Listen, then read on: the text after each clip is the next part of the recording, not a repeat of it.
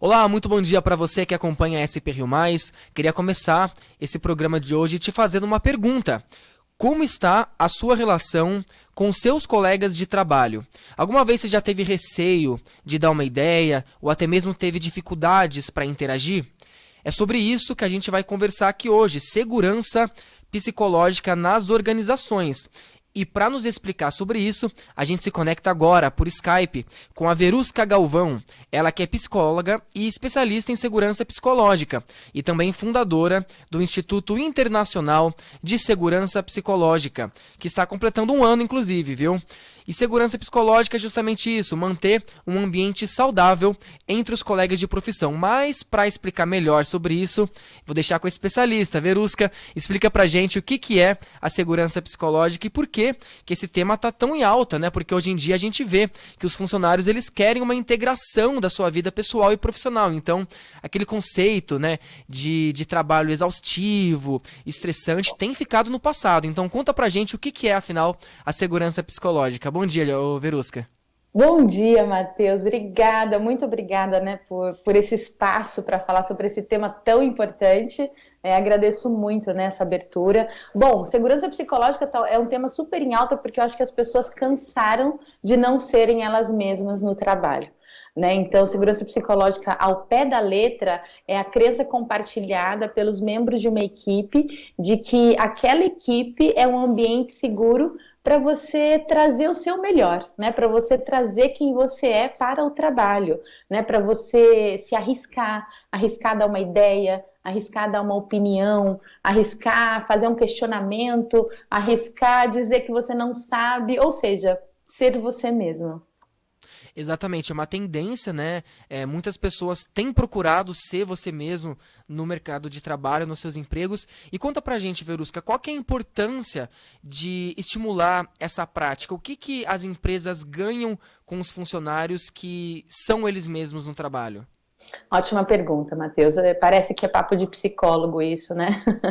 Mas a gente já sabe, de acordo com vários estudos, várias pesquisas, né, de que quando as pessoas elas têm espaço para serem elas mesmas, elas conseguem utilizar mais os seus recursos internos, ou seja, elas conseguem usar mais a sua inteligência, elas conseguem usar melhor, né, a sua criatividade, elas conseguem inovar, elas conseguem resolver problemas com mais facilidade, ao invés de ficar perdendo tempo, gerenciando, né, se autogerenciando sobre aquilo que as pessoas vão pensar ou não a respeito delas. Então, ao invés de perder tempo com isso, elas investem o tempo delas nas soluções dos problemas, né, na criação de novas soluções e nos resultados do trabalho, né, que no final das contas é sobre isso.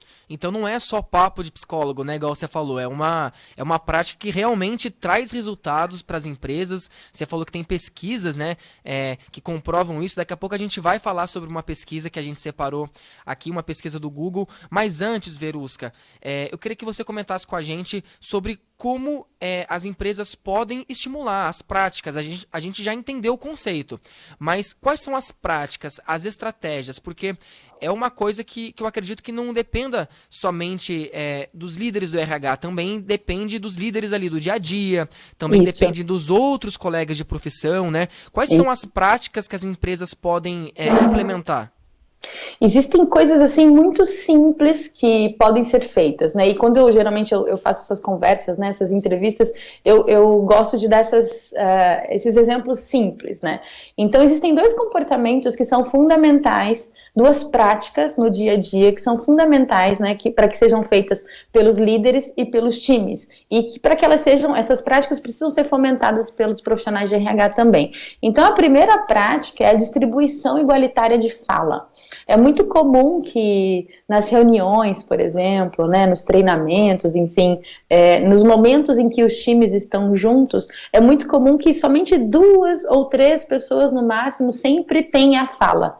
Né, são as mesmas pessoas que estão falando sempre. Quando a gente não tem essa distribuição de fala, é pouco provável que aquele time vai conseguir ter ideias novas, vai conseguir ter novas soluções, inclusive para velhos problemas, né? É mais provável que as tentativas sejam repetidas e sejam sempre as mesmas. Então, uma prática que nós recomendamos no Instituto é que as pessoas falem e que os líderes possam abrir espaço para a fala dessas pessoas, convidando essas pessoas a participarem, convidando essas pessoas a trazerem as suas ideias, né, a falarem as suas opiniões. E uma segunda prática, que é um comportamento, né, que precisa ser mais estimulado também no ambiente de trabalho, é o nível de sensibilidade social. O que é a sensibilidade social? Quando nós estamos numa conversa, mesmo que você não me fale, né, não expresse verbalmente aquilo que você está sentindo, eu tenho a capacidade, né, com o meu repertório de vida, com tudo que eu já conheço da vida e das pessoas, e qualquer pessoa pode fazer isso, eu tenho a capacidade de identificar em você se você teve algum desconforto em relação a algo que eu falei, né, se você se sentiu desconfortável em relação a algo que eu te trouxe. E aí essa sensibilidade, né, em relação a como você se sente em relação àquilo que eu falei, é uma sensibilidade que precisa ser desenvolvida nas relações de trabalho, principalmente dentro dos times, para que as pessoas possam perceber, né, qual é o impacto daquilo que elas fazem em relação às outras pessoas e falar sobre isso. Exatamente, são duas práticas muito importantes, mas que a gente sabe que nem sempre acontece, né? É um tema que está em alta e é por isso que precisa ser discutido, mas a gente sabe que nem todas as empresas adotam essa ideia. A gente vê aí muitos casos, como por exemplo, síndromes de burnout, né? Altos níveis de estresse, né? É verdade, né, Verusca? Existe muito, né? Como que a gente pode estimular? Duas perguntas para você eu queria fazer. Qual é o maior desafio, né, em estimular essa prática? Por que muitas vezes essa prática não acontece? E como que está a situação atual da propagação dessa ideia hoje aqui no Brasil? Perfeito, Matheus. Bom, o primeiro ponto é o medo. As pessoas têm medo de falarem sobre aquilo que elas sentem. Elas têm medo de parecer fracas, né? Elas têm medo de parecer vulneráveis, como se a vulnerabilidade fosse algo ruim, mas a vulnerabilidade é algo da nossa humanidade, né? Nós, enquanto seres humanos, somos vulneráveis, né? Temos as nossas questões, né, que precisam ser faladas. Então, se nós não nos habituarmos a falarmos sobre aquilo que nós sentimos, as pessoas vão continuar adoecendo. Como você muito bem trouxe, né? A gente tem níveis de ansiedade, níveis de estresse, índices de burnout altíssimos no Brasil hoje. O Brasil é um dos países recordistas, né, em questões de saúde mental. Então a gente precisa dar espaço para as pessoas falarem, para que elas não sintam medo, né, de falar sobre aquilo que elas sentem, de falar sobre os receios que elas têm, né, sobre as dificuldades que elas têm. Nós não somos fortes o tempo inteiro, nós somos vulneráveis na maior parte do tempo. E falar sobre a nossa vulnerabilidade é desenvolver a nossa coragem de ser quem nós somos, né, desenvolver a nossa força. O segundo ponto que você perguntou, né, sobre a disseminação disso no Brasil, nós temos feito um movimento, né, no Instituto muito forte para que esse conceito ele seja disseminado da forma correta. De onde veio isso? Né? Veio dos Estados Unidos, da pesquisa da doutora Amy Edmondson, que é a maior pesquisadora no mundo em relação ao conceito da segurança psicológica, e nós trouxemos de lá. Né, inclusive, nós temos vários momentos, né, com a imprensa, por exemplo, vários momentos, né, em que a gente dissemina esse conteúdo de forma gratuita para que ele seja disseminado da forma correta. E as empresas estão aderindo a isso. Por quê? Porque elas estão entendendo que sem este fenômeno da segurança psicológica nas relações entre as pessoas, entre os times, não é possível crescer. Não é possível inovar, não é possível alcançar resultados de forma sustentável. E tudo isso que você está falando foi comprovado, como a gente comentou agora há pouco, né? Tô aqui com a minha colinha, vamos comentar sobre a pesquisa do Google, né, que a gente citou no começo desse nosso bate-papo. Uma pesquisa interna do Google, né, realizada em 2012 a 2015, chamada de Projeto Aristóteles, né, cujo objetivo era identificar o que diferenciava as equipes, né, o que era essencial para a produtividade das pessoas. O resultado dessa pesquisa foi justamente o que a gente está falando aqui, confirmou o que a gente está falando aqui. A equipe que mais entregava era aquela que possuía mais liberdade para expor suas ideias, né, Verusca? O que essa pesquisa do Google nos ensinou? Perfeito, Matheus, sua colinha tá ótima. Fiz meu dever de casa, pesquisei sobre a pesquisa. Fez muito bem seu dever de casa. A gente gosta muito de trazer esse projeto do Google, né, chamado Projeto Aristóteles. Apesar deste conceito da segurança psicológica já ter sido, né, concebido aí na década de 90 pela doutora Amy, foi com este projeto do Google que o conceito ganhou o mundo, né? Então o Google quis entender por que alguns times tinham melhores resultados do que outros, mesmo todos esses times estando sob uma mesma cultura, que é a cultura Google, né? Uma cultura super famosa no mundo inteiro, inclusive. E aí, de 2012 a 2015, o Google desenvolveu um projeto chamado Projeto Aristóteles, e ele deu esse nome ao projeto por causa da frase famosa de Aristóteles, de que o todo é maior do que a soma das partes, né? E aí eles foram entender os padrões. Por que alguns times, né, tinham resultados muito melhores do que outros? E eles descobriram quais eram os padrões. E o que é muito interessante, que esses padrões eles não estavam ligados, por exemplo, aos talentos, né, aos talentos individuais, né, aos grandes talentos da organização, às diferentes personalidades. Eles entenderam que isso não importava.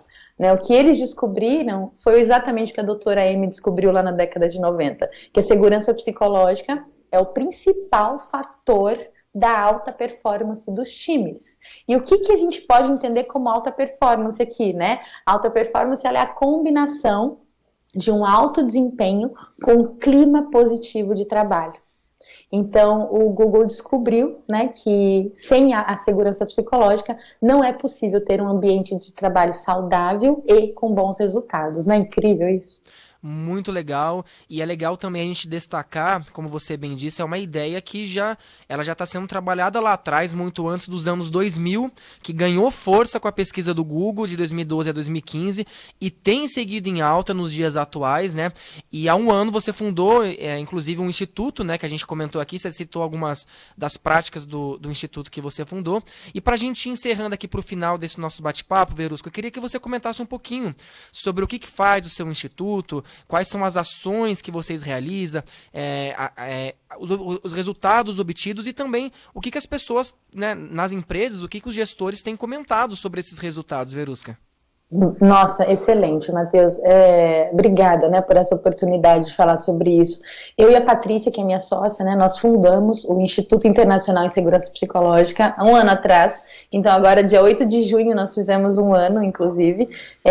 Nós fomos executivas de RH, trabalhamos em grandes organizações, já estávamos aí, né, com as nossas empresas, prestando serviço para organizações também já há alguns anos, mas quando a gente conheceu esse tema da segurança psicológica, isso foi um divisor de águas, assim, na nossa carreira, né, e na forma como nós passamos a conduzir os processos de desenvolvimento dos líderes e dos times nas organizações. Então, nós fizemos uma certificação em segurança psicológica de times, né, com o Dr. Peter Cavalier, que foi quem criou essa certificação. O Peter é um belga.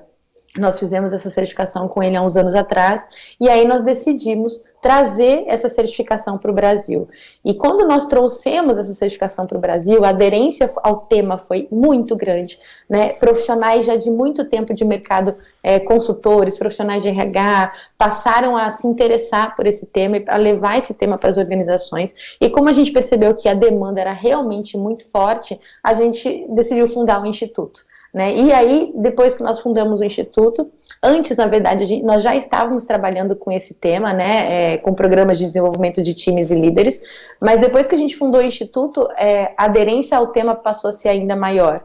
Né? Mais organizações, mais profissionais de RH e mais líderes passaram a compreender a importância do modelo da segurança psicológica para o funcionamento dos times e das organizações, né? Como uma nova forma de fazer o trabalho acontecer, uma nova forma de fazer os negócios acontecerem. Então, hoje, nós já estamos colhendo aí os resultados desses trabalhos que estamos fazendo já mesmo há uns 2 ou 3 anos atrás, né? O Instituto foi fundado há um ano atrás, dada a importância do tema, mas a gente já está trabalhando com esse tema há um pouco mais de 2 anos, e os resultados são né? Os times passam a colaborar mais, os líderes passam a fazer parte dos seus times de verdade, né? Nós costumamos dizer no Instituto que o líder, ele precisa fazer um papel de capitão do time e não de técnico, porque o técnico é aquele que fica do lado de fora, né? E o capitão é aquele que fica do lado de dentro do time, jogando junto e liderando as estratégias, né? Liderando o time.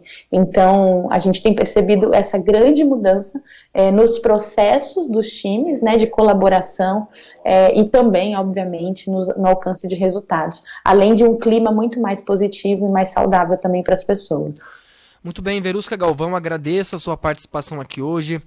Para tratar de um tema que é muito importante e por isso eu te agradeço, né? Muito legal também essa analogia que você fez aí, essa historinha que você fez agora aqui no final, sempre muito bom conversar sobre isso. A Verusca Galvão, que é psicóloga e especialista em segurança psicológica e fundadora do Instituto Internacional de Segurança Psicológica, que está completando um ano, completou recentemente um ano, como ela bem explicou. Verusca, muito obrigado pela sua participação, bons trabalhos aí para você. Eu que agradeço, Matheus. Muitíssimo obrigada pela oportunidade, né? Estamos sempre à disposição. Muito bem, eu sou Matheus Andrade e essa é a SP Rio Mais. SP Rio Mais, conteúdo de verdade.